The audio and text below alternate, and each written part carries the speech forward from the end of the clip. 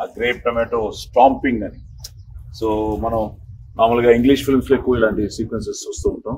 అది ఖమ్మంలో చేయడం చాలా ఆనందంగా ఉంది. సో రవి ఏదైనా కొంచెం స్టైల్గానే చేస్తాడు, స్టైలిష్గా చేస్తాడు.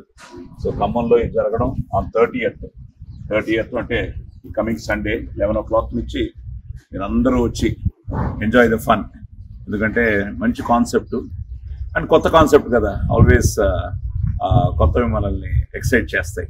సో అలాంటి కాన్సెప్ట్ ఈరోజు ఇక్కడ జరగడం, ఇప్పుడే మొత్తం అర్జున్ గారు అన్ని చెప్పారు, రూమ్స్ అన్ని చాలా బాగున్నాయి. లెజెండ్స్ గారు, రాజనాథ్ గారు, సావిత్రి గారు, సూర్యకాంతం గారు, అందరినీ చూస్తూ ఉంటే నా అదృష్టం ఏంటంటే వీళ్ళందరితో కూడా నేను ఎస్వి రంగారావు గారు నన్ను ఫస్ట్ ఆశీర్వదించారు నేను 1972లో. ఎందుకంటే this is my 50th year as an actor.